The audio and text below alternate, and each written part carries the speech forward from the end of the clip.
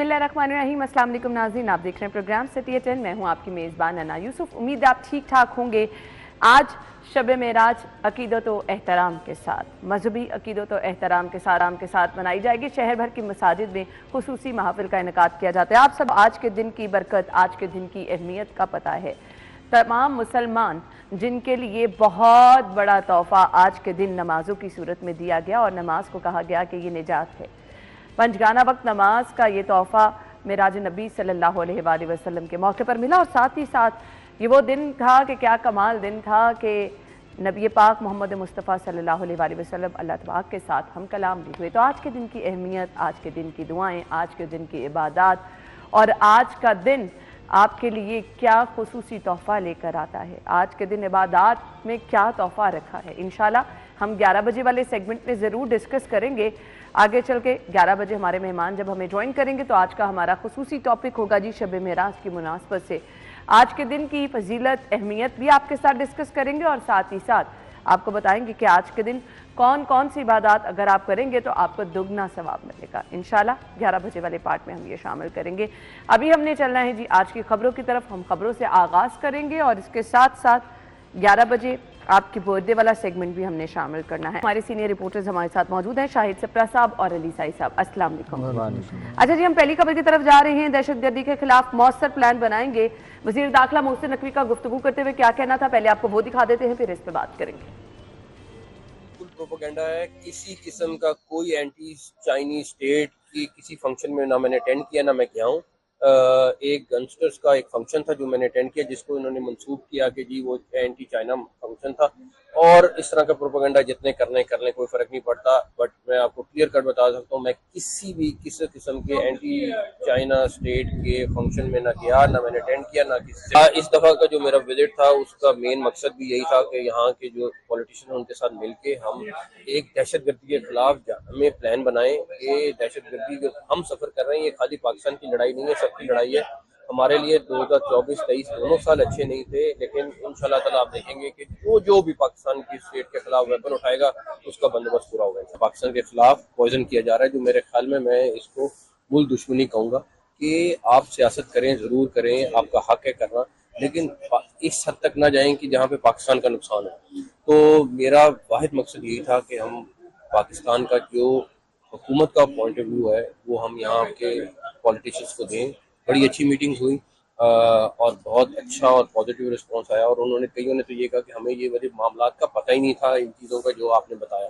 तो इंशाल्लाह ताला अगले आने वाले दिनों में आपको और अच्छा पॉजिटिव साइन नजर आएंगे। कोई बिल वज़ीर दाखिला साहब की गुफ्तगू आपने देखी। ये मुल्क है तो सब कुछ है। इस मुल्क के खिलाफ बेसिकली आप ये प्रोपेगेंडा कर रही हैं। इस मुल्क आप सियासत ज़रूर करें और यही कहना था वज़ीर दाखिला का भी, लेकिन अपने मुल्क के मुखालिफ चलकर अगर आप कुछ करेंगे तो फिर दहशतगर्द आप भी कंसिडर होंगे। शायद से प्रसा बिस्मिल्लाहिर्रहमानिर्रहीम। देखें, इस जमात का अगर आप थोड़ी सी हिस्ट्री में भी हम जाएंगे, थोड़ी सी, इतनी ज़्यादा नहीं, को पिछले 10 साल की तारीख में भी, हाँ 2014 की अगर हम बात करें तो उस वक्त भी जिस मुल्क के साथ वज़ीर दाखिला मोहसिन नकवी को जोड़ कर एक प्रोपेगेंडा किया जा रहा है और जो पाक चीन दोस्ती है इसको ख़राब करने की कोशिश की जा रही है, तो ये देखें सीधी है कि आप पाकिस्तान के साथ दुश्मनी कर रहे हैं और फिर बेबुनियाद फिर झूठ पर मबनी। और उसका जवाब जो है वज़ीर दाखिला ने खुद भी दे दिया है, उनका वीडियो स्टेटमेंट जो आपने चला भी दिया है कि बुनियादी तौर पर वज़ीर दाखिला का क्या काम है कि मुल्क की सिक्योरिटी के मामलात को देखना है, प्राइम रिस्पॉन्सिबिलिटी। बिल्कुल। अगर वो अमेरिका में जाकर मुख्तलिफ लोगों से जो सियासी नुमाइंदगान हैं उनसे मुलाकातें कर रहे हैं और सिर्फ इस बात पे सारी गुफ्तगू हो रही है कि पाकिस्तान में और बाकी जो खित्ता है उसमें अगर जो दहशतगर्दी के वाक़यात हैं को कैसे यकीनी बनाना है, दहशतगर्दों का किला कमा किस तरह करना है, तो उस पर आप इसको इस तरह जोड़ रहे हैं सिर्फ एक ही बंदे के लिए कि उसको हमने जेल से रिहाई दिलवानी है, चाहे किसी न किसी तरीके से जो मर्जी हो जाए। मैं 2014 का जिक्र कर रहा था, उस वक्त प्रेसिडेंट ने आना था, इन्होंने एहतजाज किया, आपको याद होगा, कंटेनर्स लगाए गए, इस्लामाबाद को ब्लॉक किया गया, रेड जोन में जाने की कोशिश की गई।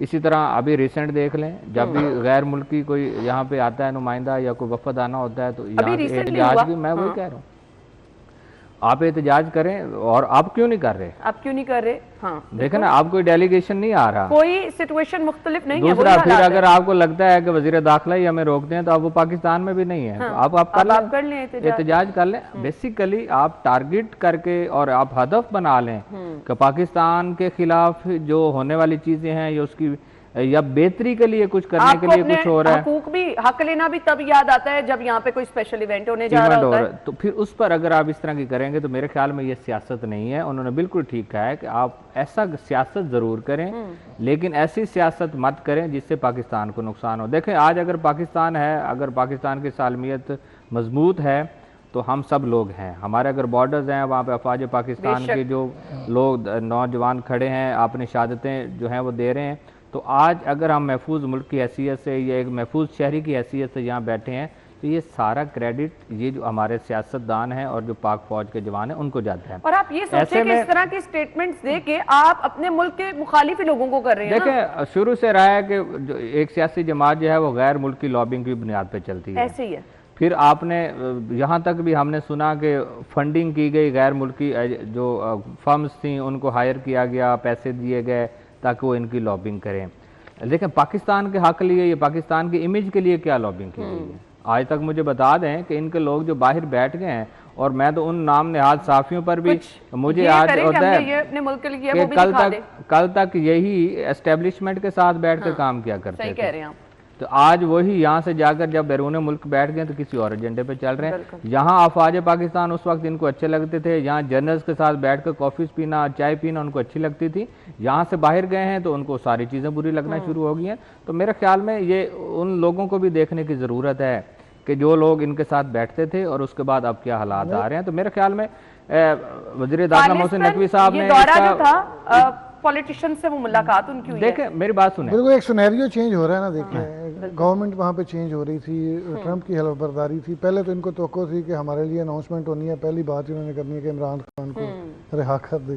عجیب سی ان کی سوچ ہے، ان کی پارٹی کا منشور غلط ہی ہو ہے، گیا، انہوں نے ٹک ٹاک اوپن کی، وہاں بھی عمران خان ہونا چاہیے۔ ان کی منشور کا جو پارٹی کا منشور ہے وہ یہی ہے کہ عمران جو بانی پی ٹی آئی وزیر اعظم ہوں گے تو یہ ملک بچے گا، باقی کوئی بھی ہوگا تو یہ اسٹیٹ جو ہے وہ خطرے میں ہے، دوسرا کوئی نہیں۔ جس طرح پروپیگنڈا کیا گیا کہ وزیر داخلہ محسن رضا نقوی کی جانب سے اینٹی چائنا اسٹیٹ جو تقریب تھی اس میں شرکت کی گئی، اس پہ انہوں نے باقاعدہ وضاحت بھی دی۔ پھر ان کی جو ملاقاتیں تھیں ان کو جو نیگیٹو طریقے سے انہوں نے ہائی لائٹ کرنے کی کوشش کی۔ عجیب سا پروپیگنڈا کرتے ہیں بھائی، آپ 5 سال صبر کر لیں، 5 سال بعد الیکشن ہوگا، 5 دن نہیں ہو رہا صحیح صاحب، یہ 2 دن نہیں صبر ہو رہا۔ یہ جس طرح سپرا صاحب کہہ رہے تھے کہ آپ رہتے ہی سڑکوں پہ ہیں، آپ کا کام ہی سڑکوں پہ ہے، اللہ تعالیٰ نے آپ کو سزا دی ہوئی ہے، آپ اپنی فوج کے خلاف، آپ اپنے عسکری اداروں کے خلاف کس طرح پروپیگنڈا کرتے ہیں کہ آپ نے 9 مئی جیسا سانحہ کر دیا، اور جو آپ نے کیا وہ ساری دنیا نے دیکھا، کوئی ڈھکی چھپی بات ہی نہیں۔ آپ کہتے ہیں ہمارے خلاف جو ہے وہ ساری پروپیگنڈا کیا جا رہا ہے، ہم نے تو وہ کور کی ہیں چیزیں۔ آپ نے جس طرح جا کے توہین کی ہے، تضحیک کی ہے، جس طرح چیزیں توڑی ہیں، تو آپ کو کوئی پوچھنے والا ہونا ہی نہیں چاہیے نا۔ اب اصل مقصد ان کا یہ ہے کہ ہم جو بھی کر رہے ہیں وہ ٹھیک کر رہے ہیں۔ اب وزیر داخلہ کے جو وزٹ تھا وہ بڑا اچھا رہا، انہوں نے باقاعدہ چیزوں کی وضاحت بھی دی، اور وہاں پہ جو اہم رہنما تھے وہاں سے ملاقات بھی کی، اور بڑی ضروری تھی۔ جس طرح کے حالات ہیں ہمارے خطے کے، جس طرح ہم دہشت گردی میں گرے ہوئے ہیں، آئے روز ہمارے جوانوں کی شہادتیں، اور جو ذمہ داری ان پر ہے یہ ملاقاتیں اس میں ان کے لیے بہت ضروری ہیں۔ یہ ملاقاتیں ہوں گی تو آپ کے ملک کی سالمیت جو ہے وہ یقینی بنے گی، اور ہمیں اندرونی اور بیرونی دونوں دہشت گردی کا سامنا ہے۔ ہماری پاک فوج کے ساتھ ساتھ دیگر فورسز کی بھی روزانہ کی بنیاد پہ اٹیکس ہوتے ہیں، ڈیتھس ہوتی ہیں، شہادتیں ہوتی ہیں، ہمارے جوان زخمی ہوتے ہیں جو ساری زندگی کے لیے اپاہج ہو جاتے ہیں۔ اس چیز پہ کبھی فوکس نہیں کرتے۔ ان کو بس ایک ہی کام ہے کہ جو بندہ اندر بیٹھا ہے اس کو فوری طور پر باہر لے آئیں، اور یہ ملک پتہ نہیں کسی وہ جادو کی چھڑی سے سارے معاملات ٹھیک ہو جائیں گے۔ آپ نے 3.5 سال پاکستان پورے پہ حکمرانی کی، 10-15 سال آپ کو کے پی کے پہ حکومت کرتے ہوئے ہو گئے ہیں۔ آپ کی جو کارکردگی ہے وہ بتا دیں، سوائے دھرنوں کے، احتجاج کے۔ آپ اپنے دور حکومت میں سب کو کہتے تھے کہ ان جیسا کوئی بندہ ہی نہیں ہے، آپ اب اسی پاک فوج کے خلاف پروپیگنڈا کرتے ہیں۔ تو عجیب سا رویہ ہے، عجیب سی ان کی نیچر ہے۔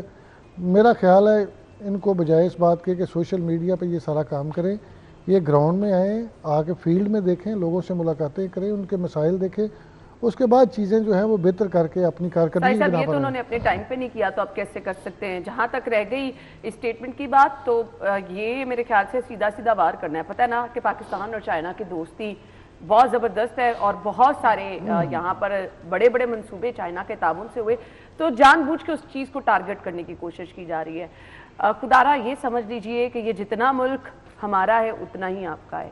اس کے مخالف اگر آپ کوئی بیان دیں گے، اس کے مخالف اگر آپ کوئی پروپیگنڈا کریں گے، تو نقصان نہ صرف ہمیں بلکہ اتنا ہی آپ کو پہنچے گا. تو پھر آپ نے سیاست کہاں بیٹھ کے کرنی ہے؟ ایک اور بات کرنا چاہ رہا ہوں. ابھی دیکھیے گا، اگر اینٹی اسٹیٹ کو بیانیہ بنا رہا ہے یوٹیوبر یا سوشل میڈیا ایکٹیوسٹ جو ہیں، اگر اینٹی اسٹیٹ بیانیہ بنائیں گے، ان کو پکڑا جائے گا، حراست میں لیا جائے گا، ایجنسیز ان کو پکڑیں گی، کیسز بنیں گے، ایف آئی آرز ہوں گے، تو پھر یہ صحافت پر قدغن نہیں ہوگا.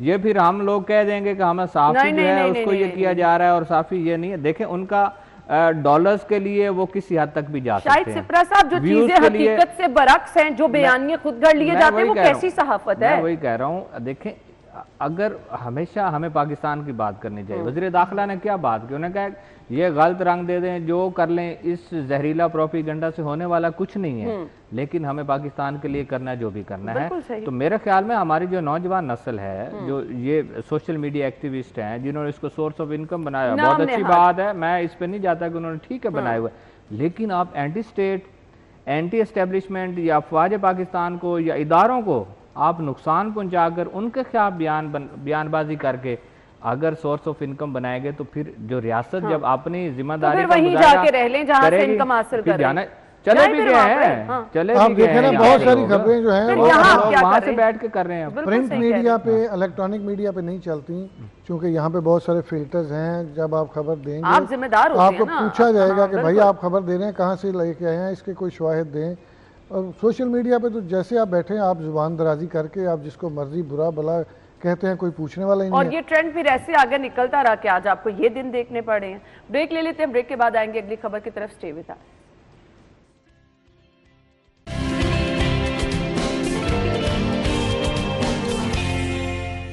Welcome back once again. اور اب آپ کو خبر یہ دیتے ہیں کہ 1.5 ارب روپے کی بجلی چوری پکڑی گئی ہے، اور اس دفعہ لیسکو آپریشن کری رینجرز کے ساتھ. کیا اس کے نتائج نکل رہے ہیں شاہد سپرا صاحب؟ دیکھیں نتائج تو بہت مثبت آ رہے ہیں، اور یہ سوچ بڑی دیر بعد آئی ہے. جو موجودہ لیسکو چیف ہیں شاہد حیدر، انہوں نے 1.5 سال تک کمپین کی نگرانی کی. لیکن مقصد کیا تھا رینجرز کے ساتھ؟ میں آپ کو بتا رہا ہوں، وہی مقصد بتا رہا ہوں. 1.5 سال تک وفاقی حکومت نے کمپین کی، بجلی چوروں کے خلاف مقدمات بھی درج ہوئے اور پولیس کے ہمراہ کی گئی، لیکن کچھ ایسے علاقے تھے جن کو نو گو ایریا بھی ہم کہہ سکتے ہیں. با اثر صارفین بھی تھے، مختلف قسم کی پشت پناہی بھی ان کو حاصل تھی، اور لیسکو اور پولیس وہاں نہیں جا سکی. ٹھیک ہے. جس کے بعد لیسکو چیف نے یہ ریکویسٹ کی کہ ہمیں رینجرز دی جائے، چونکہ پولیس کی رسائی وہاں تک نہیں ہے، لیسکو وہاں نہیں پہنچ پا رہی، اور اگر جاتی بھی ٹیمیں ہیں تو یا پھر ان پر فائرنگ کر دی جاتی ہے، یا پھر مزاحمت کا سامنا کرنے پر مجبوراً واپس آ جاتے ہیں. ڈسکنیکشن کرنا ناممکن ہو رہا تھا. تو رینجرز کی درخواست کی گئی لیسکو چیف کی جانب سے تھرو پاور ڈویژن، اور پاور ڈویژن انٹیریئر منسٹری، اور اس کے بعد وفاقی حکومت اور پرائم منسٹر کی اپروول سے آ گئی رینجرز. اب کیا ہے کہ رینجرز نے سب سے پہلے فلیگ مارچ کیا ایسے 1 ہفتہ پہلے، تاکہ لوگوں کو اس بات کا علم ہو جائے کہ یہ کارروائی ہونی ہے اور بچت نہیں ہے. اچھا، اب جو سب سے بڑی چوری پکڑی گئی، میرے خیال میں یہ لیسکو کی تاریخ میں پہلی چوری ہے کہ 11 کے وی جو آپ کے سسٹم ہے وہ ڈائریکٹ صارف نے اٹھایا اور اپنی فیکٹری کے اندر لے گیا ہے. وہ موبائل جو آپ نے نہیں، وہ ایک اور ہے، وہ اس پہ بعد میں آتا ہوں. 11 کے وی کو آپ کیا قریب نہیں جا سکتے. 2 کویسچن تھے میرے، ایک تو وہ لگا کر کس نے دی، پھر 11 کے وی اپنے لوگوں کے علاوہ تو ممکن ہی نہیں ہے. ممکن. پھر اس گریڈ اسٹیشن سے نکلنے والے فیڈر کو کب بند کیا گیا، ٹرپنگ کس طرح لی گئی اس کو جوڑنے کے لیے، پورے علاقے کی یہ ساری پورے علاقے کی بند ہوئی ہوگی. یہ ساری انویسٹیگیشن یہ بھی ہو رہی ہے کہ کون لوگ اس میں ملوث ہیں. 11 کے بھی اندر چلی گئی، اور آپ اندر نیا ٹرانسفارمر ہے. اور وہ چوری کس طرح تھی؟ ایک بڑی سٹیل مل ہے جس کے آپ کو شہر کے مختلف مقامات پر ہولڈنگز بھی نظر آتے ہیں. بس سٹاپس پر آپ کبھی گزریے گا تو ان کے، اور ایک ہمارے مشہور ایتھلیٹ ہیں، انہوں نے ان کی ساری اشتہار بنائے ہوئے ہیں. یہ وہ سٹیل مل تھی جو پکڑی گئی. अच्छा, दिन में वो अपनी बिजली चलाते थे, रात में वो चोरी की बिजली चलाते थे। पकड़ी गई, रेंजर्स साथ ही, पकड़ा गया, अदरवाइज आप नहीं पकड़ सकते, पॉसिबल ही नहीं हाथ डालने, जो मर्जी हो जाता नहीं पकड़ी जाती। ये बड़ी कार्रवाई थी लेस्को की। ऐसी थर्ड सर्कल जो अहमद शहजाद चुगताई, एक्सियन, शालामार डिवीजन, शहजाद हैदर चिट्ठा, ये सब लोग गए मौके पे। ये उस वक्त गए जब उनके साथ रेंजर्स के जवान मौजूद थे, जब उनको पता था कि हम सिक्योरिटी में जा रहे हैं, कर लेंगे। दूसरी क्या हुई जो आपने बताया, दूसरी जो इंडस्ट्री पकड़ी गई, ये वो सारिफ है जिसने एक एक्सियन को कोर्ट में तशद्दुद का निशाना बनाया था। अच्छा। और शदीद जख्मी किया था। सिर्फ आप फैक्ट्री चेक हुई, उस पर उसने FIR दी और उसके बाद जब वो कोर्ट में पेशी के लिए गया तो उसको वहीं पर तशद्दुद का निशाना बनाया गया। आजकल वो एक्सियन शेखुपुरा में पोस्ट है। मुझे बताएं कि उसके पास दोबारा किसी ने जाना था? नहीं जाना था, वहीं गई दोबारा, रेंजर्स के साथ लोग गए और उसके बाद फिर वो पकड़ा गया चोरी में। अब जाकर उसकी डिस्कनेक्शन भी हुई है और उसका ट्रांसफार्मर उतारा गया। इसी तरह वागा के इलाके में एक और इंडस्ट्री पकड़ी गई है, वो भी इसी तरह चोरी कर रही थी। ये वो चोर हैं जो बेसिकली सिस्टम को नुकसान पहुंचा रहे हैं। आपको याद होगा, मैं जब भी बात करता हूँ मैंने कहा ये सिंगल फेज 3 फेज पे नहीं है, ये बड़े सेक्टर जो चोरी कर रहे हैं बेसिकली हमारे वो नुकसान पहुंचा रहे हैं। अब मेरे कुछ सवाल आते हैं। ठीक है, रेंजर्स के साथ आप ऑपरेशन कर, एक डेटरेंस से खौफ नो डाउट बरकरार है, बचत का कोई रास्ता भी नहीं। ठीक है, पुलिस के तो सिफारिश के 100 फोन आ जाते हैं, तो यहाँ पे तो वो वाला सिस्टम भी नहीं। सवाल ये पैदा होता है कि इतनी बड़ी चोरी पकड़ी गई, इसके बाद क्या ये सिलसिला रुकेगा? कोई मॉनिटरिंग का सिस्टम, क्या इनको कोई उस लेवल की सजा दी जाएगी कि बाद में ये तौबा भी करें? ये तो दे दिला के दोबारा वही सिस्टम सजा तो देनी अदालत ने, ऑर्डिनेंस हमारे पास मौजूद है, उस एक्ट के तहत मुकदमा दर्ज हो जाएगा 462 का। उसके बाद अदालत ने सजा देनी है। लेस्को जो रिकवरी करेगी वो डिटेक्शन बिल चार्ज करेगी। जिस तरह ये 98 करोड़ तकरीबन 1 अरब एक इंडस्ट्री को उन्होंने डाला है, 80 करोड़ एक को डाला है, इस तरह करके मुख्तलिफ। फर्क नहीं ना पड़ेगा उनको? क्या उनको नहीं फर्क पड़ेगा, लेकिन ये है कि अगर ये रिकवरी हो जाती है तो ये फ़ायदा लेस्को को होगा, लेकिन ये हम और आप जो छोटे कंज्यूमर हैं बेसिकली उनको भी फ़ायदा होगा ना। लेकिन लेफ्ट राइट पे जो यूनिट चार्ज किए जाते हैं, ये चोरी हो जाते हैं तो लॉसेस को पूरा करने के लिए। अच्छा, जो आपने कहा मॉनिटरिंग बड़ी आसान है। लेस्को इस बात की तहकीकात कर ले कि जो बैक साइड से जो मिक्स्ड फीडर से 11 के भी अंदर जाती थी, दिन में उस पर लोड नहीं चलता था, रात में उस पर लोड आ जाता था। कहाँ से आता था? वो आपके ग्रिड पे मॉनिटर नहीं होता। हर महीने के आखिर पे आपने रसीट और सोल्ड की कैलकुलेशन फीडर की करनी है, वो ग्रिड पे जो आपके मीटर लगे उससे करनी है। तो उससे अंदाजा नहीं हो रहा था कि हम जो रीडिंग कर रहे हैं। साहब, बड़ा ऑपरेशन करने की जरूरत पता क्या है? रेंजर्स से भी कोई आगे की चीज लेकर ना पहले लेस्को के अंदर ऑपरेशन होना चाहिए। अब जिस लेवल की बिजली चोरी आप बता रही हैं ना, देखे नहीं जितनी अच्छा थोड़ा सा इस साल में, एक मिनट साहब साहब आखिरी, शायद मैं इतने साल से मैं इसको देख रहा हूँ, ये जो 1.5 साल के अंदर जब राशिद लंगड़ियाल साहब सेक्रेटरी पावर डिवीजन रहे, तकरीबन 400 लोग जो हैं वो नौकरी से निकाले गए, जिसमें एक्सियंस भी हैं, तो किसको सबक मिला है मुझे ये बता दें। नौकरी से फारिग हो गए चले गए तो सबक ही है ना। नहीं, पीछे रह जाने वाले कुछ नहीं, नौकरी आसान है, आप 100% में कह रही हैं, लेकिन पीछे रह जाने वालों को तो खौफ ही कोई नहीं है। फिर नहीं, अगर उनके कल को वो पकड़े जाएंगे वो भी नौकरी से जाएंगे। देखें, एहतसाब का रास्ता शुरू कब होता है? पहले ये होता था कि एहतसाब होता ही नहीं था। आपने कंज्यूमर पे FIR दी, डी बिल चार्ज किया और रिकवरी होना हो, उसके बाद खत्म, उसका जिम्मेदार कौन? अब नहीं, ऐसा नहीं है। आपने ग्रेड 19 के ऑफिसर्स को 18 में किया है, 18 के ऑफिसर को, एक्सियंस को SDOs बना दिया है, ये बहुत बड़ी SDOs को नौकरियों से निकाल दिया गया है। आप देखे ना, आप एक बंदा जिसके अंडर आप 35-36 SDOs होते थे, आज वो SDO के तौर पे काम कर रहे हैं। अब इन बड़े बड़े ऑपरेशंस के बाद ये जो अंदर वाले हल्के हैं, इनमें कोई खौफ आपको नजर आता है? क्योंकि आप जाके बैठते हैं, विजिट करते हैं। आया खौफ। उसकी क्या वजह है कि जहां पर ये लोग चोरी करवाते थे, अब वो कह रहे हैं कि कुछ सिफारिशें आती हैं लोगों को कि ट्रांसफर पोस्टिंग करवा दें। एक जगह पे जो उन्होंने चोरी करवाई, अब वो वहां से निकलना चाह रहे हैं, ठीक है, किसी और जगह पे चले जाएं, ताकि वहां पे अगर चोरी पकड़ी जाती है तो वो ये जवाब दे सकें कि हम तो अब वहाँ है ही नहीं। हालांकि ऐसा नहीं होना, ये तो आंखें बंद करने वाली बात है। साहब, मेरी बात से अग्री करें ना करें, आपकी तरफ मैं फिर आऊंगी। साई साहब, खात्मा तो इसका नहीं हो सकता बिजली चोरी, पॉसिबल नहीं है ना। देखें, ये 1 अरब या 1.5 अरब की चोरी पकड़ी गई है ना, तो मैं यही सोच रहा था कि पूरे शहर के आप डोमेस्टिक और छोटे छोटे मार्केट्स की बिजली चोरी इकट्ठी कर लें। उतनी इस्तेमाल नहीं हो रही जितनी चोरी हो रही है। ये चोरी हो रही थी। और सिप्रा साहब वाली बात बिल्कुल ठीक है कि आप डोमेस्टिक सेक्टर में जाएं, ज़रूर लोगों को चेक करें, लेकिन ये जो बड़े बड़े माफियाज हैं जहाँ पे जाके ऑपरेशन करना मुश्किल है, मसला ये है कि ऑपरेशन कैसे होगा? आपकी चीज़ें पहले ही कन्वे हो जाती हैं, सारा सिस्टम पहले ही आपके पहुँचने से पहले ठीक हो जाता था। تو جب اس طرح کی چیزیں ہوں گی تو پھر یہ والا سسٹم کبھی بھی نہیں بند ہو سکتا.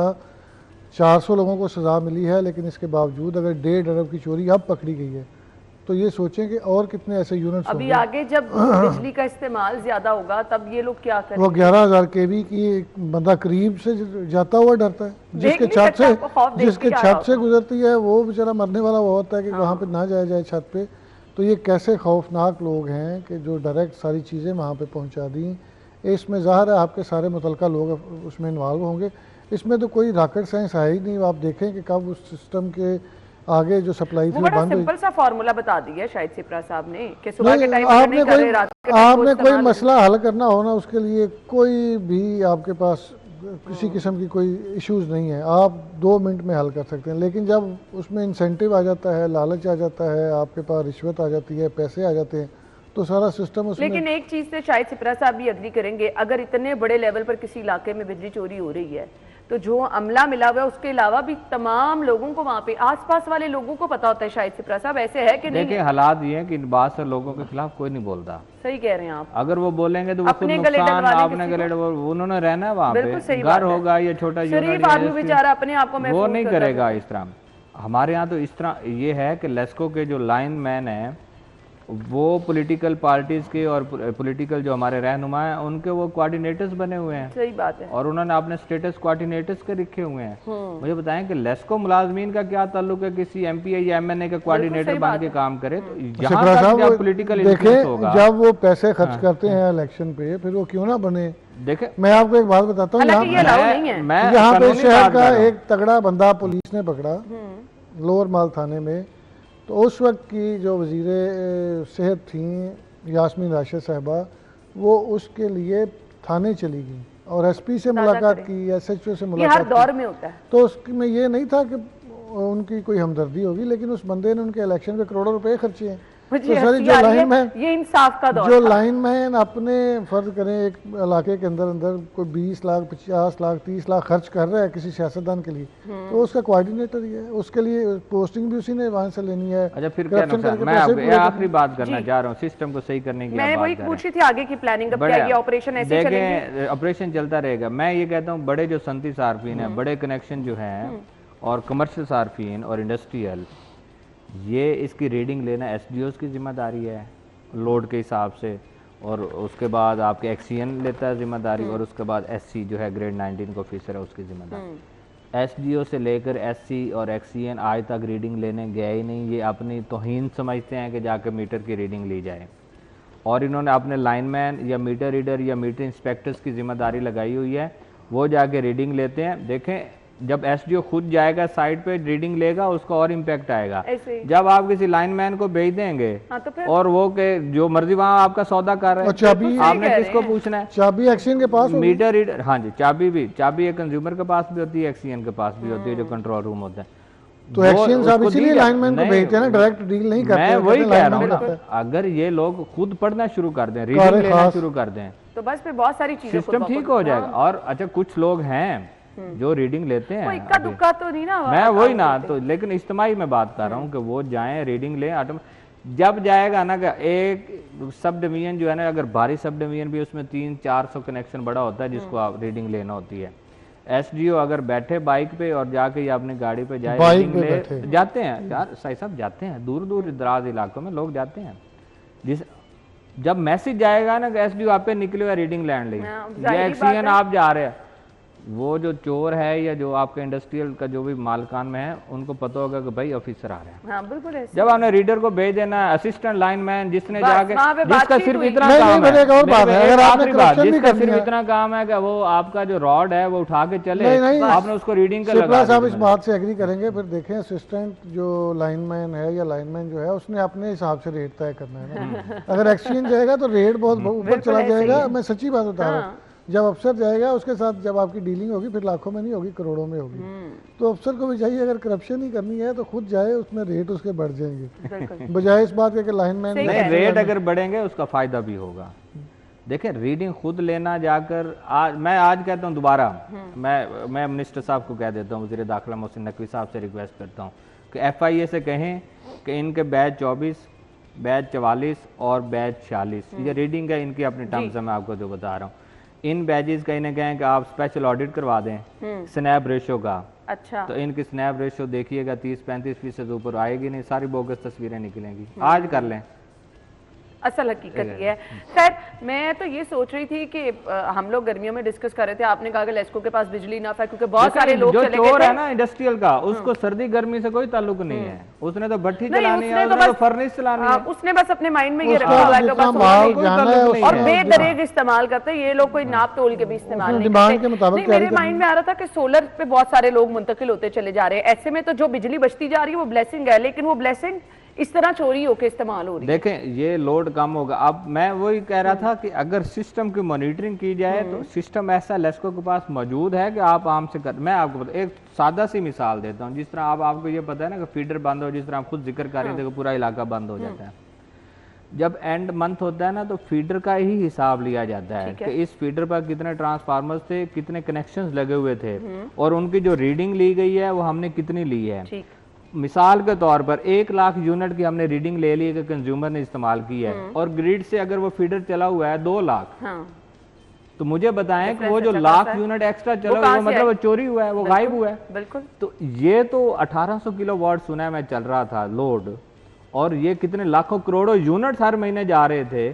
تو یہ مانیٹرنگ ہی نہیں ہو رہی. یہ آنکھیں بند کر کے اس فیڈر انچارج کو پکڑے نا, اس میٹر انسپیکٹر سے پوچھیں. آپ کو لوگوں کو ڈھونڈنے کی بھی ضرورت نہیں, جو ذمہ دار ہے پتہ ہے کون کون ذمہ دار ہے, بس وہاں تک پہنچنے کی ضرورت ہے.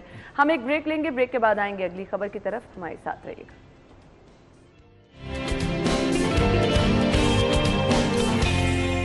Welcome back once again. سبزیاں پھل بدستور مہنگے, میرا تو دل کرتا ہے میں سر پکڑ کے بیٹھ جاؤں. مطلب یہ وہ معاملہ ہے کہ آپ جو مرضی کر لیں. ہر منڈے کو, ہر سیٹرڈے کو, کیونکہ ہم جو ہمارا ویکینڈ ہوتا ہے اس پہ بھی جب شو کرتے ہیں تو ہم مارکیٹ سے رپورٹر ہماری جو جاتی ہیں وہ جو ریٹ لسٹ بتاتی ہیں کہیں پر بھی وہ سرکاری ریٹ سے میچ نہیں کر رہی ہوتی ہے. اب پرائس کنٹرول مجسٹریٹ ناکام ہے, یہ کامیاب کب ہوئے تھے علی سائی صاحب؟ یہ آپ نے جان بوجھ کے رکھی ہوئی یہ خبر, تو آپ کا ہمارا یہ ایگریمنٹ ہوا تھا کہ آئندہ یہ خبر نہیں ہوگی. یہ ضروری ہے کیا آپ نے ہر منڈے کو لوگوں کا بہت بڑا مسئلہ ہے, تو یہ مسئلہ حل ہو ہی نہیں رہا تھا. سمجھے یہ کینسر ہے, یہ کبھی بھی حل نہیں ہوگا. نہیں آپ کب گئی آخری دفعہ؟ اوہ تو میں تو نہیں جاتی, لیکن گھر میں سبزی تو پکتی ہے نا. اچھا گھر میں تو ہر چیز پکتی ہے, پھل بھی آتے ہیں. اب دیکھیں یہ کمپین چل رہی ہے گورنمنٹ کی جانب سے آل اوور دا پنجاب تجاوزات کے خلاف. ہم دیکھتے ہیں کافی متحرک, اور اس میں جو ریڑیاں بھی گورنمنٹ کی جانب سے دی جا رہی ہیں. ہم سوسائٹی بھی ایسے خراب لوگ ہیں کہ اگر گورنمنٹ آپ کو ریڑیاں دے رہی ہے, آپ ریڑیاں لے کے ایک مخصوص جگہ پہ لگا لیں, لوگ وہاں پہ آنا شروع ہو جائیں گے. جب سڑک پہ کچھ جگہوں پر ہم دیکھ بھی رہے ہیں کہ پراپر طریقے سے ریڑی بازار لگے ہوئے ہیں, لیکن میں وہی کہہ رہا ہوں نا, لیکن اس کے باوجود ریڑی والے باز نہیں آتے. جیسے ہی تجاوزات کے خلاف جو ٹیم انہوں نے بنائی ہوتی ہے وہ آپریشن کر کے جاتی ہے, اس کے بعد پھر وہیں پہ آ جاتے ہیں. ٹھیک ہے, حالانکہ وہ تجاوزات کی زد میں ہی آتے جیسے فٹ پاتھ کور کیے ہیں پورے کے پورے. کنٹرول مجسٹریٹ ہم کہتے ہیں اس طرح نہیں کام کرتے, لیکن ہم یہ بھی دیکھیں ہم خود کیا کرتے ہیں. ریٹس تو ہم آگے طے کرتے ہیں نا بازار کے اندر. منڈی سے آپ چیزیں لے کے آتے ہیں, آپ منافع تھوڑا کم رکھ لیں. پھر آپ ایک اور چیز دیکھیں کہ وہاں سے جو کنو لے کے آتے ہیں, سیب لے کے آتے ہیں, سبزیاں لے کے آتے ہیں, اس کی رینکنگ کر لیتے ہیں. جو تھوڑے چھوٹے یا تھوڑے خراب ہوتے ہیں ان کے ریٹ کم کر دیتے ہیں, جو بہتر ہے وہ ہر جگہ پر ایسے ان کے ریٹس کیٹیگریز بنا کے انہوں نے بہت زیادہ اوپر چلے جاتے ہیں. پرائس کنٹرول مجسٹریٹ, اب ساری چیزیں چلتی ہیں سوشل میڈیا پہ, فوٹو چلتی ہے. آپ یقین کریں وزیر اعلیٰ پنجاب, میں نے پرسوں ایک خبر دی تھی کہ وزیر اعلیٰ پنجاب جو ہے پنجاب پولیس سے ناراض ہیں.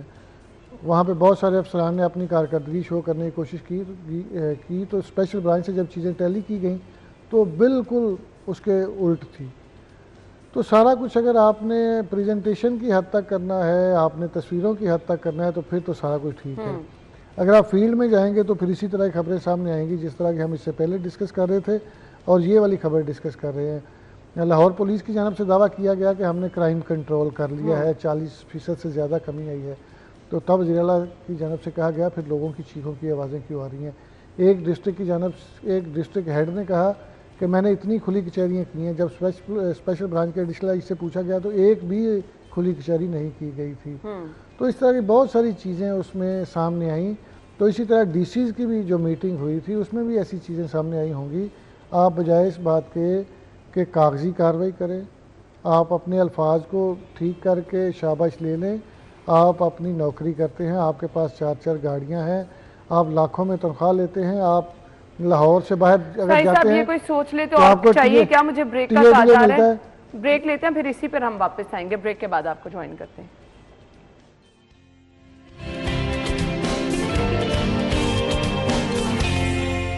Welcome back once again. پھر بات کر لیتے ہیں جی, سبزیاں اور پھل جو ہیں وہ مہنگے ہیں. شاہد سپرا صاحب آپ کی طرف میں آؤں گی.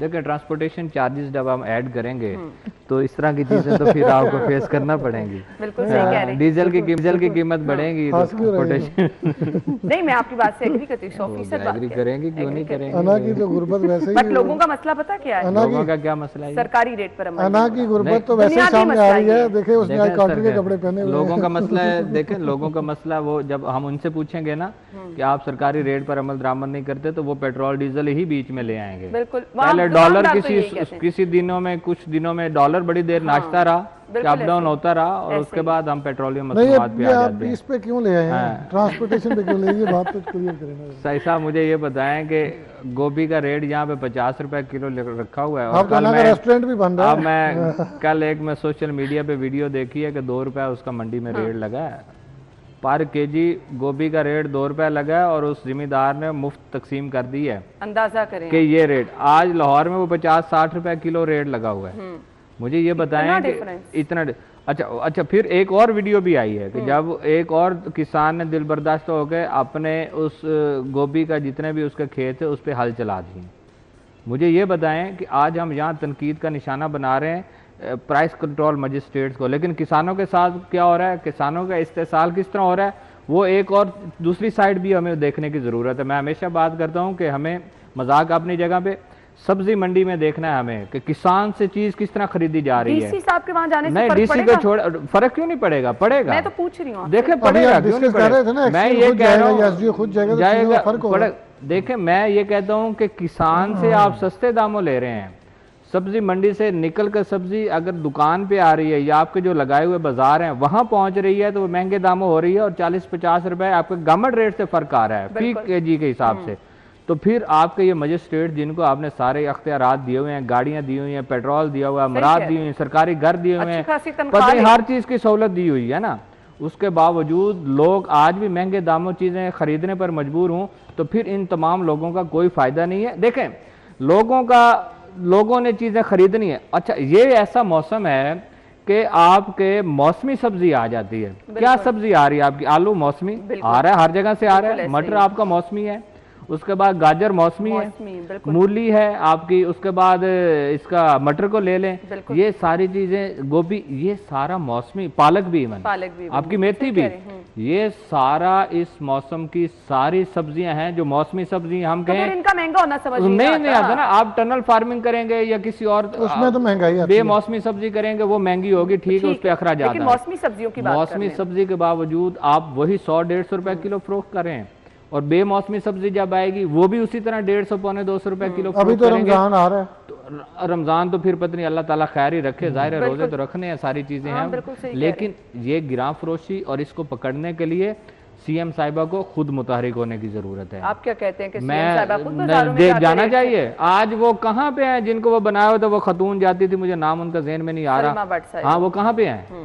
شروع میں جب ان کا نوٹیفیکیشن ہوا تو آپ کو ٹی وی پہ نظر آتی تھی, آپ کے اخبارات میں یہاں آتی تھی, ہم لوگ ان کو ڈسکس بھی کرتے رہے. آج کہاں پہ ہیں. اگر سی ایم صاحبہ نان کی قیمت جو ہے, روٹی اور نان کی قیمت متحرک ہوئی, نہیں متحرک ہوئی, وہ بھی کیا فائدہ ہوا, وہ متحرک کچھ عرصے کے لیے, نہیں میری بات سنیں, کچھ اس کا فائدہ ہوگا, نہیں وہ کریڈٹ لیں, ضرور لیں, لیکن اس کا کریڈٹ جو جاتا ہے ماضی میں, تھوڑی سی تاریخ کو پیچھے 2-4 مہینے پیچھے لے جائیں گے. کسانوں کے ساتھ کیا ہوا, گندم کی قیمت کس طرح گری, اس وجہ سے ہوا. اگر آج 4,000 روپے یا 45 روپے فی من کے حساب سے گندم ہوتی, اور آپ پھر دیکھیے گا کہ 15 روپے کی روٹی فروخت ہوتی ہے یا نہیں ہوتی. ٹھیک ہے کریڈٹ لیں, لیکن یہ موسمی سبزی کو بھی دیکھیں. آج کینو جو ہے 250 روپے ہے. بالکل صحیح کہہ رہے ہیں, آپ کے موسم کا پھل ہے, موسم کا پھل, بالکل ٹھیک کہہ رہے ہیں. پھر دیکھیں ریڑیاں لگا دینا ٹھیک ہے, بڑا اچھا لگتا ہے, اچھی لگ رہی ہیں, اچھی لک آتی ہے. آپ دیکھیں آپ کے راستے میں 2 جگہوں پہ آتی ہے, ایک شمع پہ آتی ہیں ریڑیاں, لیکن آپ سمن آباد کراس کرتی ہیں تو مین پہ ریڑی لگی ہوئی ہیں,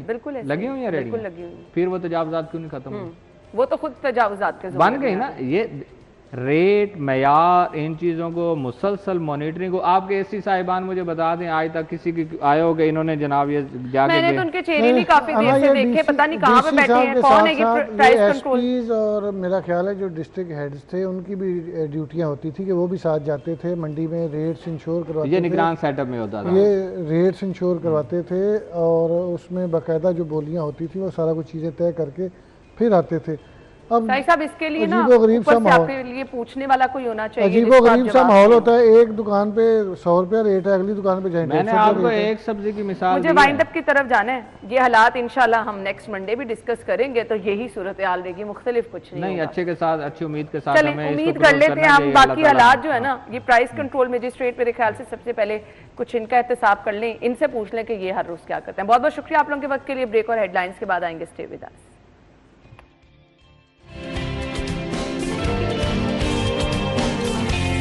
یہ وہ دن ہے جب نبی پاک محمد مصطفیٰ صلی اللہ علیہ وآلہ وسلم کو معراج کا موقع نصیب ہوا، جب نبی پاک صلی اللہ علیہ وآلہ وسلم نے اپنے رب سے ملاقات کی اور ان سے ہم کلام بھی ہوئے۔ پورے عالم اسلام کے لیے یہ بہت بڑا دن ہے، آج کے دن کی اہمیت، آج کے دن کی فضیلت اور آج کے دن کی عبادات ہم پروگرام کے سلسلے میں ڈسکس کریں گے۔ ہمارے جو مہمان ہمارے ساتھ موجود ہیں میں تعارف کراتی چلو جی، مذہبی اسکالر ہیں حسن محمود جماعتی صاحب، علامہ حسن رضا باقی صاحب نے ہمیں جوائن کیا ہے، السلام علیکم۔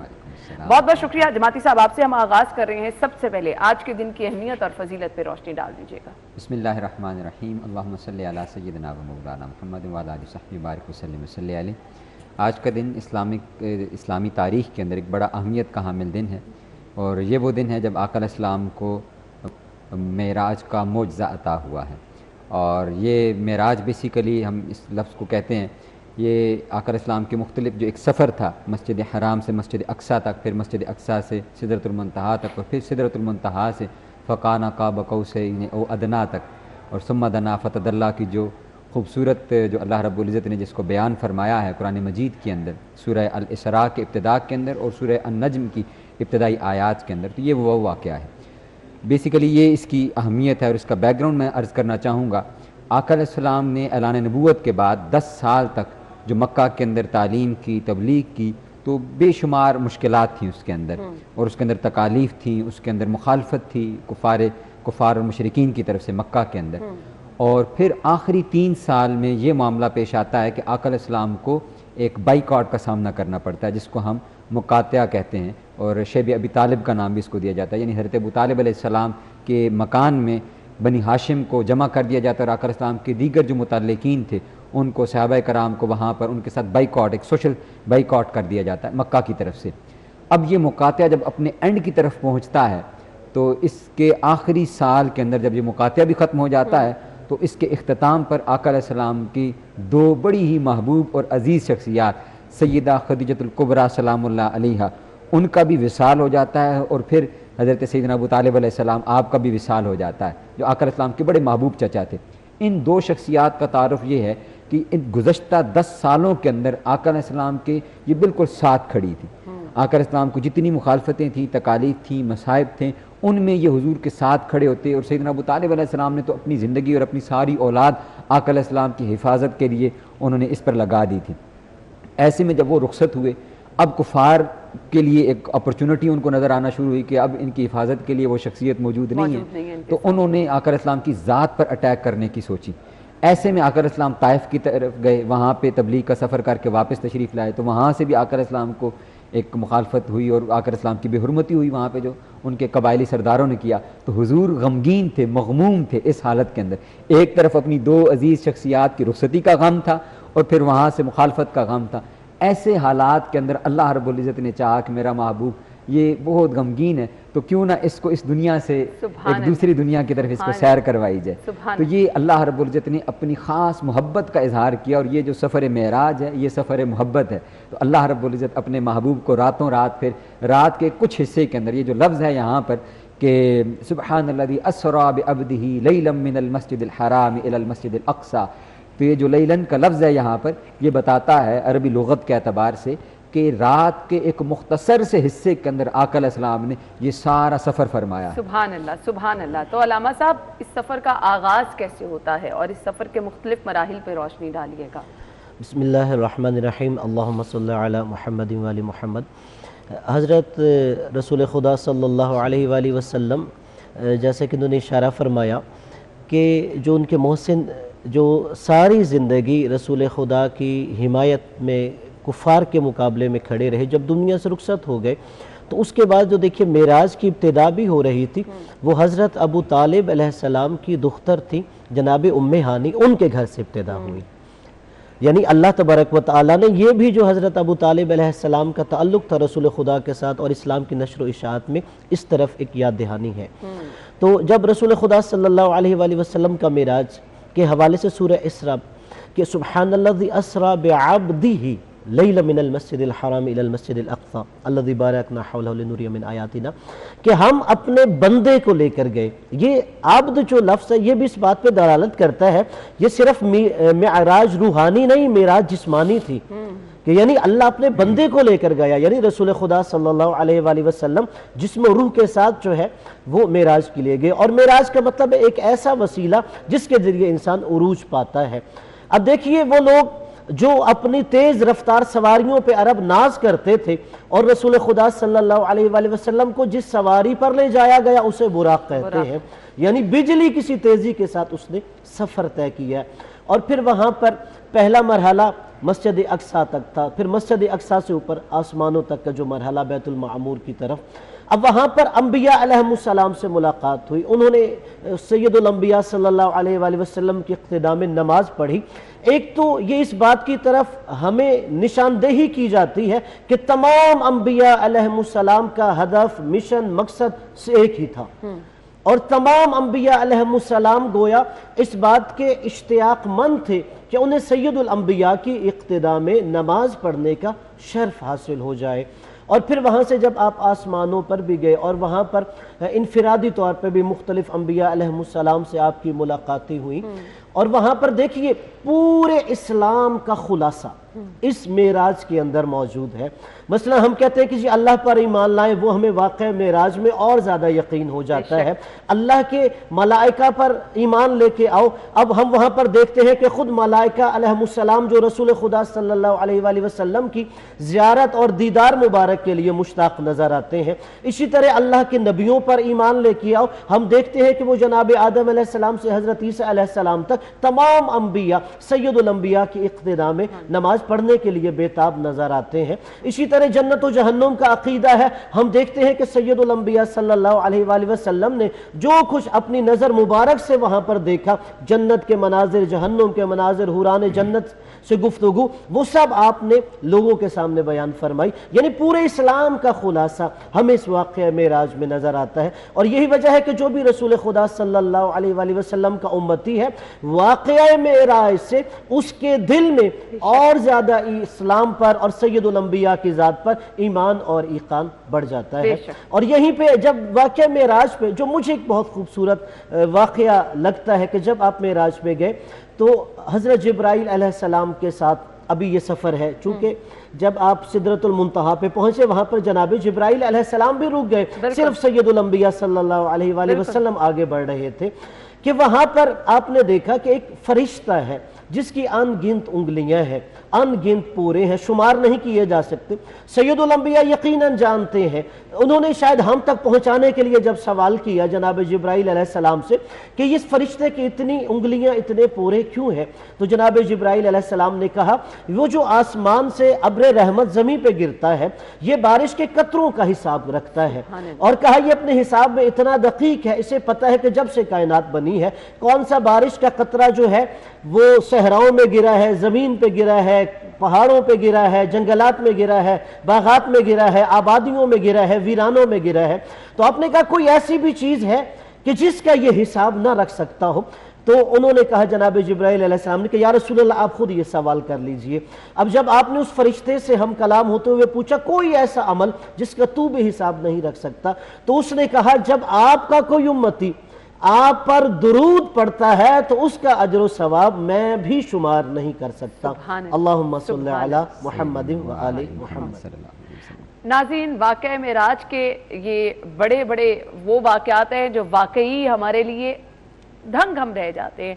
सो हमने अब जिक्र करना है वो मनाजिर जो जन्नत और जहन्नुम के देखे गए, उस पर भी रोशनी डालेंगे और कुछ पैगामात जो कि उम्मत मुस्लिमा के लिए आज के दिन से हैं, हम उस पर भी रोशनी डालेंगे। तो मैं अलामा साहब की तरफ आना चाहूँगी। जी ब्रेक ले लेते हैं, मुझे ब्रेक का कहा जा रहा है, हम ब्रेक के बाद वापस आएंगे, हमारे साथ रहिए।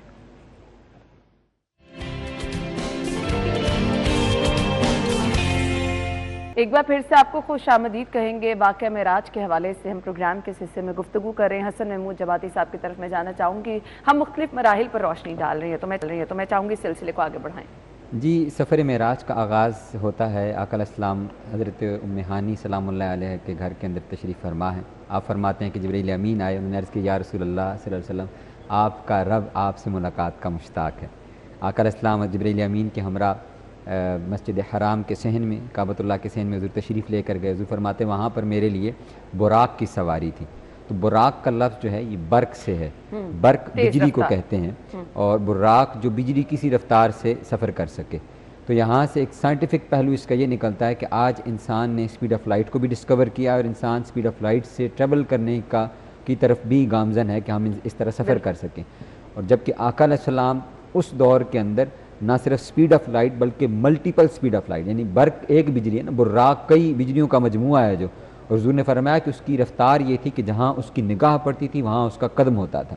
तो इस रफ्तार के साथ आका अलैहिस्सलाम ने फरमाया कि पहला हिस्सा वो मस्जिद हराम से मस्जिद अक्सा तक है, जिसका जिक्र सूरह अल-इसरा की इब्तिदाई आयात के अंदर है। इस सफ़र में हुज़ूर फरमाते कि मैंने बहुत सारी कौमों का मुशाहदा किया, उनके ऊपर होने वाले अजाब को देखा, और फिर हुज़ूर फरमाते हैं कि जब मैं बैतुल मक़दिस के करीब हुज़ूर तशरीफ़ लेकर के गए तो वहाँ हज़रत मूसा अलैहिस्सलाम को देखा। हुज़ूर फरमाया कि वो अपनी कब्र अनवर के अंदर सलात खड़े होकर सलात पढ़ रहे थे।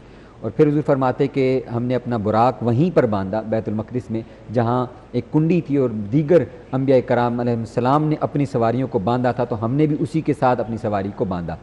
और ये वाक़े के हवाले से यहाँ पर मैं एक और चीज़ ऐड करना चाहूँगा कि जब इस वाक़े का जिक्र हरकल रूम के दरबार के अंदर हुआ और वहाँ पर किसी ने मुखालफत की आका अलैहिस्सलाम की, और आका अलैहिस्सलाम के सफ़ीर वहाँ पर मौजूद थे और उन्होंने कहा कि इनके नबी तो इस तरह की बात करते हैं, तो वहाँ पर एक पादरी था, उसने कहा कि इनसे कहें कि ये वाक़या पूरा सुनाएं कि क्या है। तो जब आका अलैहिस्सलाम के सहाबा ने वो वाक़या पूरा सुनाया तो उस पादरी ने कहा कि मेरी ड्यूटी थी उस रात मस्जिद अक्सा पर, और मेरी ज़िम्मेदारी है कि मैं इशा के बाद सारे दरवाज़े बंद करता हूँ। तो जब मैं वहाँ पर गया उस रात वो एक दरवाज़ा था जो मुझसे बंद नहीं हुआ। मैंने कई लोगों को बुलाकर उस दरवाज़े को बंद करने की कोशिश की, वो नहीं हुआ, और बिल आखिर हम उसे खुला छोड़कर वापस आए। और अगली सुबह जब हम गए तो हमने वहाँ पर सवारी बंधने के निशानात भी देखे और वो दरवाज़ा भी बंद था। वो दरवाज़ा इसलिए खुला था कि आका अलैहिस्सलाम फरमाते हैं कि हम मस्जिद अक्सा के अंदर तशरीफ़ ले करके गए, वहाँ कमोबेश 1,24,000 पैगम्बर वो जो आका अलैहिस्सलाम से पहले तशरीफ़ फरमा ला चुके थे और जिनके बारे में सूरह आल इमरान में अल्लाह रब्बुल इज़्ज़त ने फरमाया था कि वइज़ अख़ज़ल्लाहु मीसाक़न नबिय्यीन, हमने इन तमाम नबियों से वादा लिया था कि जब मेरा महबूब तुम्हारे पास आए लतुमिनुन्ना बिही वला तंसुरुन्ना, तुमने मेरे महबूब पर ईमान भी लाना है और उनकी मदद भी करनी है। तो वो जो अपने अपने दौर में आका अलैहिस्सलाम की ज़ात की दावत देते रहे थे, हुजूर पर ईमान भी लाते रहे, हुजूर पर ईमान लाने की दावत देते रहे, तो उन सब की आका अलैहिस्सलाम से यहाँ पर मुलाकात हुई। अगले हिस्से में फिर हुजूर फरमाते हैं कि हम वापस तशरीफ़ लाए, नमाज के बाद 2 रकअतें अदा करने के बाद फिर बुराक पर सवारी हुई, फिर हम आसमान की तरफ बढ़े। तो जब पहले आसमान की तरफ गए वहाँ पर दरवाज़ा खटखटाया गया, तो उन्होंने पूछा, दरबान ने कहा कि कौन है? तो जिब्रील अमीन ने कहा कि मैं हूँ। फरमाया कि मम्माक, आपके साथ कौन है? तो जिब्रील अमीन ने वहाँ पर फरमाया कि मेरे साथ मोहम्मद सल्लल्लाहु अलैहि वसल्लम है। मैं कहा इन्हीं को बुलाया गया और इन्हीं के लिए दरवाजे खोले जाएंगे। तो आका अलैहिस्सलाम फरमाते वहाँ मेरी मुलाकात हज़रत आदम अलैहिस्सलाम से हुई। उन्होंने सलाम पढ़ा हुजूर पर और फिर आका अलैहिस्सलाम के साथ दुआ फरमाई। फिर आका अलैहिस्सलाम अगले आसमान पर तशरीफ़ ले गए। वहाँ पर हुजूर फरमाते कि मेरी मुलाकात हज़रत 2 खालाजाद भाइयों के साथ हुई, हज़रत याहया अलैहिस्सलाम, हज़रत ईसा अलैहिस्सलाम के साथ। उससे आगे तशरीफ़ लेकर गए तो हज़रत यूसुफ़ अलैहिस्सलाम के साथ मुलाकात हुई। और एक रिवायत के अंदर आका अलैहिस्सलाम ने फरमाया कि मैंने उन्हें देखा कि गोया उन्हें आदि इंसानियत का हुस्न अता किया गया है, वो इतने हसीन और इतने खूबसूरत। फिर अगले चौथे आसमान की तरफ बढ़े तो वहाँ पर आका अलैहिस्सलाम की मुलाकात हज़रत इदरीस अलैहिस्सलाम के साथ हुई। और फिर उससे आगे हज़रत चौथे आसमान पर, फिर 5वें आसमान पर हज़रत हारून अलैहिस्सलाम के साथ, 6ठे आसमान पर हज़रत मूसा अलैहिस्सलाम के साथ, और 7वें आसमान पर आका अलैहिस्सलाम फरमाते कि मेरी मुलाकात मेरे जद मेरे दादा हज़रत इब्राहीम अलैहिस्सलाम से हुई। वो बैतुल मामूर जो फरिश्तों का کعبہ ہے اس کے ساتھ ٹیک لگا کر بیٹھے ہوئے تھے. اور حضور فرماتے کہ بیت المعمور وہ کعبہ ہے کہ 70,000 فرشتے ان کو ایک مرتبہ قیامت تک کے لیے ایک مرتبہ موقع ملتا ہے کہ وہ اس کے اندر جاتے ہیں اور اس کا طواف ارد گرد وہ کرتے ہیں. پھر وہاں سے آگے سدرۃ المنتہا تک کا سفر, پھر جنت اور دوزخ کے نظارے. سدرۃ المنتہا کا حضور نے فرمایا کہ وہ بیری کی طرح کا درخت ہے اور انسانی کان کی سائز جتنے حضور نے فرمایا کہ اس کے گویا کے پتے ہیں, اور اس کے جو بیر حضور نے فرمایا وہ اس طرح ہیں کہ جیسے ایک مٹکا ہوتا ہے. تو یہ اس بیری کا. پھر فرمایا کہ اس کو ایک نور کی چادر نے ڈھانپ لیا اور پھر اس کی حیت بدل گئی. اور پھر وہاں حضور نے فرمایا کہ اللہ رب العزت کی انوار و تجلیات کا نزول وہاں پر ہونا شروع ہوا. تیسرا مرحلہ, یہ 2 مراحل ہو گئے, ایک مسجد حرام سے مسجد اقصیٰ تک, پھر مسجد اقصیٰ سے سدرۃ المنتہا تک, اور تیسرا مرحلہ وہ تھا جس کو سورہ النجم کے اندر اللہ رب العزت نے بیان فرمایا کہ آقا علیہ السلام نے وہاں سے تنہا, جبرائیل امین بھی یہاں پر پیچھے رہ گئے, اور آقا علیہ السلام نے اس دنیا سے آگے کا سفر کیا اور اللہ رب العزت کے انوار و تجلیات اور اس کے قرب میں تشریف لے کر گئے, جہاں پہ اللہ رب العزت نے فرمایا کہ فکان قاب قوسین, 2 کمانوں جتنا فاصلہ رہ گیا, او ادنا, یا اس سے بھی کم تر فاصلہ رہ گیا. سبحان اللہ, سبحان اللہ. علامہ صاحب, اب نبی پاک جب اللہ پاک کے پاس پہنچے تو اس وقت کے مناظر کچھ بیان کیجئے گا. اب دیکھیے اس وقت کا جو سب سے بڑا تحفہ ہے جو ہم سب کے لیے وہ نماز کا تذکرہ ہے, اور اس کے بغیر جو ہے معراج مکمل بھی نہیں ہوتی. بالکل بالکل. اور اس میں خاندان اہل بیت میں سے حضرت امام موسیٰ کاظم علیہ السلام سے یہ روایت مروی ہے کہ انہوں نے کہا کہ جب رسول خدا یہ سفر طے بھی کر رہے تھے کہ پہلے آسمان پر آپ نے اللہ کی کبریائی کا جب تذکرہ کیا اللہ اکبر, پھر دوسرے آسمان پر پھر اللہ کی کبریائی کا تذکرہ کیا اللہ اکبر, اور جب چوتھے آسمان پہ پہنچے تو آپ نے اس وقت خدا کی عظمت کو بیان کرتے ہوئے کہا سبحان ربی العظیم و بحمدی.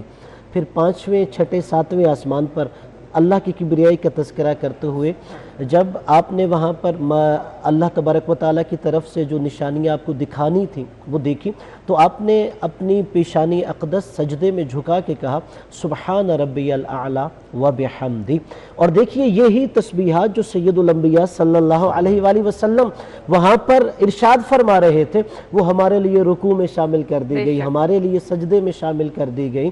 اور وہی کہ جب اللہ تبارک و تعالیٰ سے ہم کلام ہوئے اور وہاں پہ اللہ تبارک و تعالیٰ نے جو نماز کا تحفہ دیا, گویا رسول خدا صلی اللہ علیہ وآلہ وسلم کے امتیوں کے لیے یہی کہا کہ اگر تم اسی طریقے سے یہ عبادت کرو تو گویا تمہاری نماز کو ہی میں معراج بنا دوں گا. سبحان اللہ, سبحان اللہ. اور پھر وہاں پر رسول خدا صلی اللہ علیہ وآلہ وسلم نے جو مختلف مناظر دیکھے, اب اس میں یہ ہے کہ کچھ جو ہمارے لیے عبرت ہے. مثلا ہمارے معاشرے میں ایک بہت زیادہ برائی جو ہے آج کل غیبت کی جاتی ہے. رسول اللہ صلی اللہ علیہ وآلہ وسلم نے دیکھا کہ کچھ لوگ خود ہی اپنے گوشت کو اپنے دانتوں سے کاٹ رہے ہیں, اسے کھا رہے ہیں.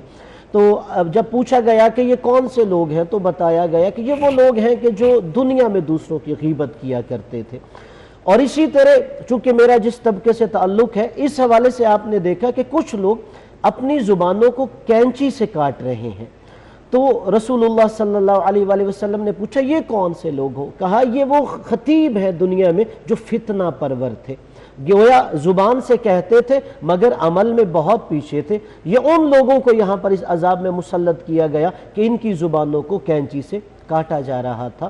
تو لہٰذا اگر ہم ایک آئینے میں یہ دیکھیں تو دوسری طرف یہ معراج ہمیں یہ بھی بتاتی ہے کہ آپ جتنی بڑی مشکلات میں ہو, جتنے آپ پر مصائب آ جائیں, جتنی آپ کے لیے تنگیاں آ جائیں, آپ کو اللہ کی رحمت سے نا امید نہیں ہونا چاہیے بلکہ اللہ سے اپنا تعلق رشتہ مضبوط رکھنا چاہیے. تو اللہ تبارک و تعالیٰ تمہارے لیے وہاں سے سکون کے راستے پیدا کر دیتا ہے. اور دوسری طرف انسانیت کے لیے یہ ہے کہ صرف یہ کائنات تمہارے لیے نہیں بلکہ اللہ نے اس سے آگے جہان اور بھی بنائے ہوئے ہیں. اگر تم اپنی نظر کو وسیع کرو تو تمہارے لیے اللہ دوسری کائنات کو بھی مسخر کر دیتا ہے. بالکل. تو یہ نمازوں کا تحفہ جب دیا گیا تو یہ گفتگو ذرا بیان کیجئے گا علامہ صاحب. یہ بڑا ہی خوبصورت ایک منظر ہے کہ اللہ رب العزت نے آقا علیہ السلام کو تو یہ 50 نمازیں ہماری امت کے لیے عطا فرمائیں. آقا علیہ السلام وہ تحفہ لے کر جب تشریف لائے تو چھٹے آسمان پر رہتے موسیٰ علیہ السلام موجود تھے. وہ ان کے اندر وہ اشتیاق ابھی بھی موجود تھا جو انہوں نے کوہ طور پہ اللہ رب العزت کی بارگاہ میں عرض کیا تھا کہ باری تعالیٰ مجھے اپنا آپ دکھا. بالکل. تو یہاں پر وہ منظر دیکھ رہے تھے کہ ہم وہ تھے کہ ہم نے وہاں پر ریکویسٹ کی اللہ رب العزت کی بارگاہ میں کہ باری تعالیٰ ہمیں اپنا آپ دکھا, اور ہمیں کہا گیا کہ لن ترانی. اور یہ آقا علیہ السلام کا مقام ہے کہ انہیں خود بلا کر اپنے پاس اپنا دیدار کروایا جا رہا ہے۔ تو وہ مشتاق تھے، وہ کہتے کہ یا رسول اللہ صلی اللہ علیہ وسلم آپ ارشاد فرمائیے کہ آپ کے رب نے آپ سے کیا کلام فرمایا اور کیا آپ کو تحفہ عطا فرمایا ہے۔ تو اس میں آقا علیہ السلام نے فرمایا کہ میں جب قریب ہوا تو اللہ رب العزت نے فرمایا کہ اے محبوب آپ رک جائیے، آپ کا رب آپ پر صلاۃ پڑھ رہا ہے۔ یہاں پر ہم عمومی طور پر اس کا ترجمہ کرتے ہیں کہ صلاۃ کا معنی ہے کہ اللہ رب العزت آپ پر درود بھیج رہا ہے۔ تو اس درود کی کیفیت کیا ہے میں اس کو عرض کر دیتا ہوں کہ صلاۃ کا معنی جہاں پر ایک طرف ہم یہ کرتے ہیں کہ درود بھیجنا ہے، وہیں پر اسی لفظ صلاۃ کا معنی ہے قریب ہونا اور قریب کرنا۔ تو آپ کا رب گویا آپ سے فرما رہا ہے کہ محبوب اللہ آپ کا رب آپ کو اور قریب کر رہا ہے اور آپ کے اور زیادہ قریب ہو رہا ہے۔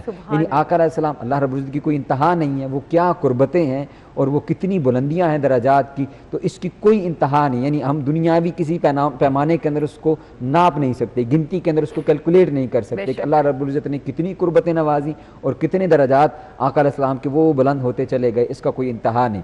پھر جب آقا علیہ السلام نے فرمایا کہ مجھے 50 نمازیں عطا کی گئیں تو موسیٰ علیہ السلام کہنے لگے کہ یا رسول اللہ صلی اللہ علیہ وسلم کہ یہ میری امت پر بھی یہ بوجھ تھا، میں ایکسپیریمنٹ کر چکا ہوں، بنی اسرائیل یہ ادا نہیں کر سکے، تو آپ جائیں اس میں تخفیف کروا کر کے لے کر آئیں۔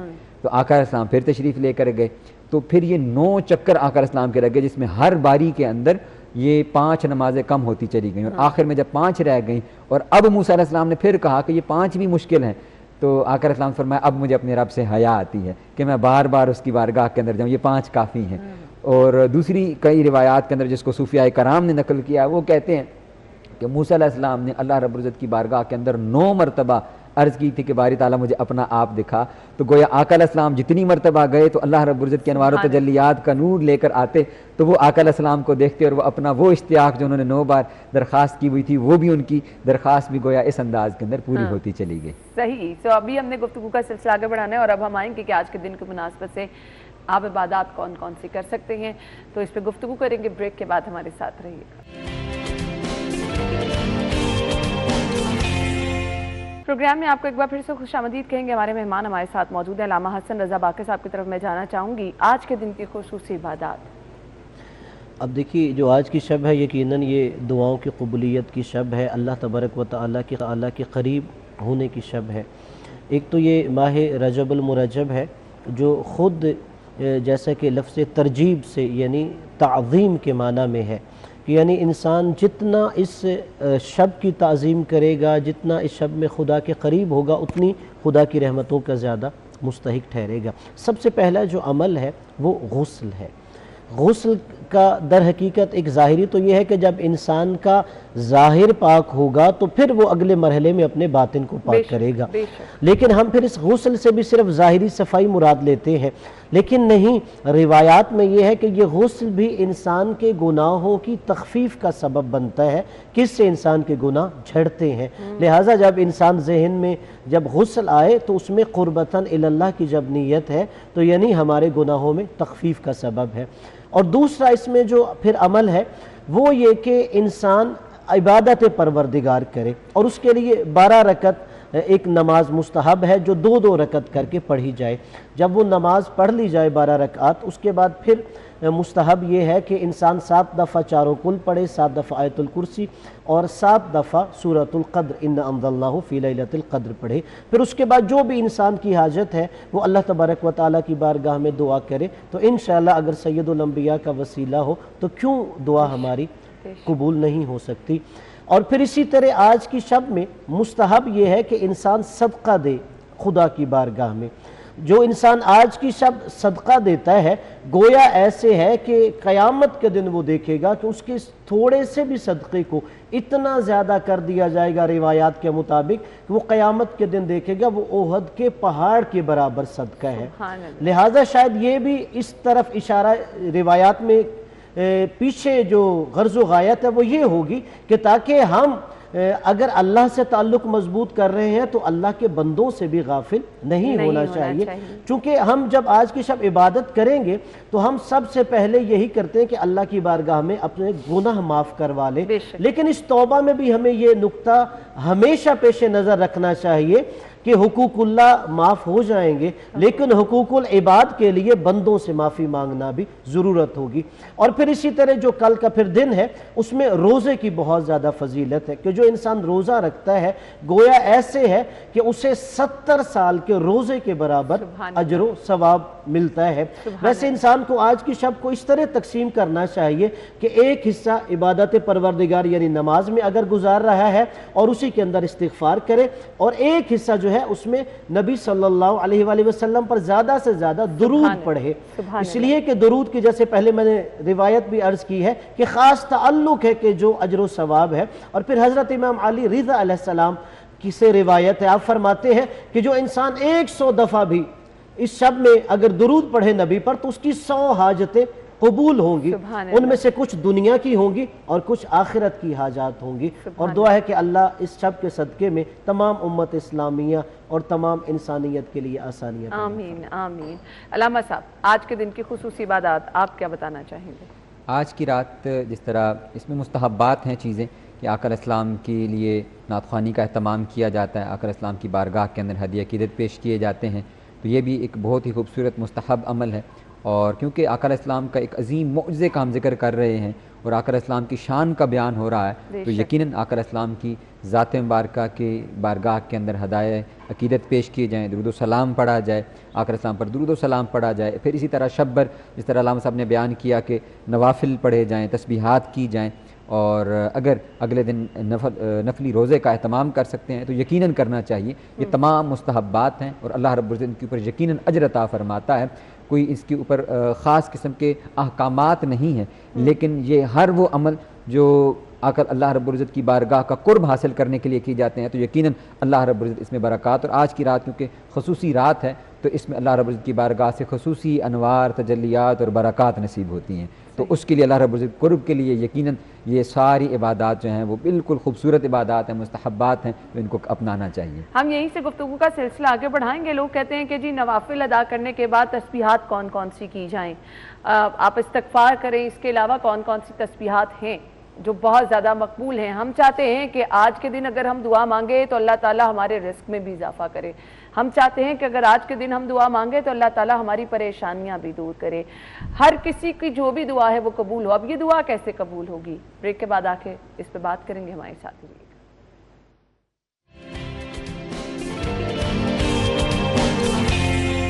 بریک کے بعد آپ کو ایک بار پھر سے خوش آمدید کہیں گے۔ عبادات کی رات میں ہم خصوصی طور پر دیکھتے ہیں لوگ تسبیح نماز کا بھی اہتمام کرتے ہیں، تو علامہ حسن رضا باقر صاحب کی طرف میں آنا چاہوں گی، اس کا ثواب کتنا ہے؟ اب دیکھیے جیسے آپ نے بریک سے پہلے جانے سے ایک بات کی تھی کہ ہر انسان چاہتا ہے کہ آج کی شب کے صدقے میں میرا رزق وسیع ہو جائے، کوئی بھی اولاد ہے وہ اولاد کی دعا مانگتا ہے، گناہ گار ہے وہ گناہوں سے مغفرت کی دعا مانگتا ہے، ہر انسان اپنی حاجات طلب کرتا ہے۔ سب سے پہلے اس کی طرف اگر میں ایک اشارہ کروں، ایک روایت ہے امیر المومنین حضرت علی علیہ السلام کے پاس ایک بندہ آیا، اس نے کہا کہ آپ مجھے کوئی ایسا عمل بنائے، میں گناہ گار ہوں تاکہ میرے سارے گناہ معاف ہو جائیں۔ آپ نے کہا تم استغفار کرو۔ اس کے بعد ایک دوسرا بندہ آیا، اس نے کہا کہ میری اولاد نہیں ہے، بے اولاد ہوں، مجھے کوئی عمل بتائیے تاکہ صاحب اولاد ہو جاؤں۔ آپ نے کہا تم استغفار کرو۔ اتنے میں ایک اور بندہ آ گیا، اس نے کہا کہ مفلسی ہے، ناداری ہے، غربت ہے، پیسے نہیں ہے، کوئی عمل بتائیے کہ میں صاحب مال ہو جاؤں۔ آپ نے کہا استغفار کرو۔ اتنے میں ایک اور بندہ آیا، اس نے کہا کہ میرے پاس باغات تھے، ایک باد سموم چلی، سارے باغات اجڑ گئے، کوئی عمل بتائیے پھر سے میرے آباد ہو جائیں باغات۔ آپ نے کہا استغفار کرو۔